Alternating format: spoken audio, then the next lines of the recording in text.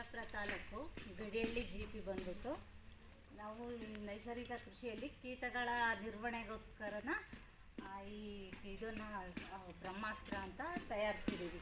ಈ ಜೀವಾಮೃತ ಬೀಜಾಮೃತ ಎಲ್ಲ ಆದಮೇಲೆ ಈ ಬೆಳೆಗಳಿಗೆ ಏನಾದರೂ ಕೀಟಗಳ ಬಾಧೆ ರೋಗಗಳ ಬಾಧೆ ಬಂದರೆ ಇದನ್ನು ಬಳಸೋಕ್ಕೋಸ್ಕರ ಈ ಅಸ್ತ್ರನ ತಯಾರಿಸ್ಕೊಂಡಿದ್ದೀವಿ ಮಾಡ್ತಿದ್ದೀವಿ.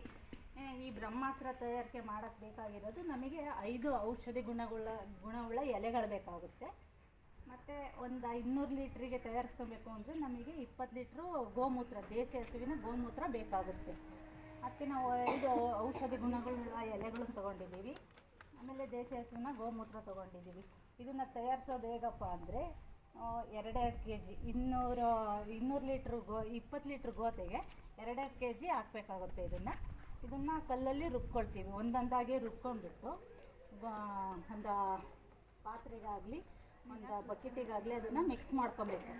ಮಿಕ್ಸ್ ಮಾಡಿಕೊಂಡು ಕುದಿಸ್ಬೇಕು. ಅದನ್ನು ಎರಡನ್ನು ಗೋಮೂತ್ರ ಆ್ಯಂಡ್ 5 ಏನೋ ಔಷಧಿ ಗುಣವುಳ್ಳ ಎಲೆಗಳು ತಗೊಂಡಿರ್ತೀವೋ ಅದನ್ನು ಮಿಕ್ಸ್ ಮಾಡಿಕೊಂಡು 3 ಕುದೆ ಬರೋ ತನಕ ನಮಗೆ ಗೊತ್ತಿರುತ್ತಲ್ಲ ಅವೇ ಹೇಗೆ ಕುದೆ ಬರುತ್ತೆ ಆ ಥರನ 3 ಕುದೆ ಕುದಿಸ್ಕೊಬೇಕು.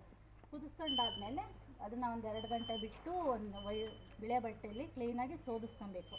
ಸೋದಿಸ್ಕೊಂಡು 2 ದಿನ ಬಿಟ್ಟು 2 ದಿನ ತನಕ ಅದನ್ನು ಸೋದಿಸ್ಕೊಂಡಾದ್ಮೇಲೆ ಒಂದು ಬಕೆಟಲ್ಲಿ ಮುಚ್ಚಬೇಕು. ಒಂದು 2 ದಿನ ರೊಟೇಷನ್ ಮಾಡ್ತಾನೇ ಇರಬೇಕು. ಅದನ್ನು ರೊಟೇಷನ್ ಮಾಡಿಕೊಂಡು 200 ಲೀಟ್ರು ಇದಕ್ಕೋಸ್ಕರ ಅದನ್ನು 4 ರಿಂದ 6 ಲೀಟ್ರು ನಾವು ತಯಾರಾಗಿರೋ ಅಂಥ ಅದನ್ನು ಹಾಕ್ಕೊಂಡ್ಬಿಟ್ಟು 1 ಎಕರೆಗೆ ಸಿಂಪಡಣೆ ಮಾಡ್ಬೋದು. ಅತಿಯಾಗಿ ಬಾಧೆ ಕಂಡು ಬಂದಲ್ಲಿ ವಾರಕ್ಕೊಮ್ಮೆ 2 ಸಲಿನ ಅದನ್ನು ಬಳಸೋದ್ರಿಂದ ಆ ಕೀಟಗಳ ಬಾಧೆ ಮತ್ತು ಕಾಯಿ ಕೊರೆತದ ನಿವಾರಣೆ ಆಗುತ್ತೆ.